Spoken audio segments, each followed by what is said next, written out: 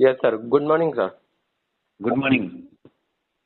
What is the theory of karma in Mimamsa? Actually, in Mimamsa philosophy, karma is not a universal law of ethical cause and effect, and rather refers specially to the correct performance of Vedic rituals, that is yajna.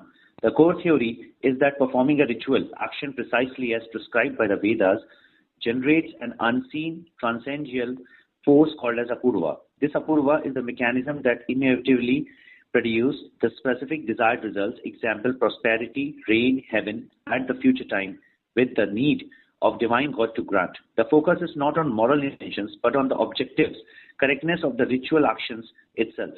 The exact recitation of mantras, offering, and procedures as the sole source of the power and result. Okay. Okay, sir. Thank you. मीमांसा में कर्म का सिद्धांत क्या है? देखिए, मीमांसा दर्शन में कर्म नैतिक कारण और प्रभाव का कोई सार्वभौमिक नियम नहीं है, बल्कि ये एक विशेष रूप से वैदिक अनुष्ठान यानी यज्ञ के तौर पे निष्पादन किया जाता है, इन्हें संदर्भित किया गया। मूल सिद्धांत यह है कि वेदों के वर्णित किसी अनुष्ठान को ठीक उसी प्रकार से करने का एक अदृश्य पारलौकिक एवं उत्पन्न होती है कि अपूर्व कहते हैं।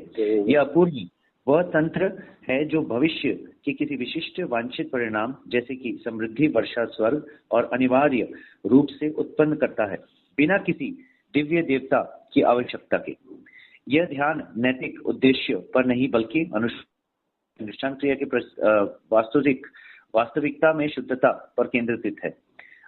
मंत्रों, आहुतियां और प्रक्रियाओं का सटीक अगर उच्चारण शक्ति और परिणाम के एकमात्र स्रोत के रूप में देखा जाता है। सर, धन्यवाद। आपने हमारे दर्शकों को नई शिक्षा ग्रहण करी कि मीमांसा का कर्म सिद्धांत क्या होता है और कैसे क्या हम इसे उत्पन्न कर सकते हैं। ठीक है सर, राधे राधे। राधे राधे। राधे राधे।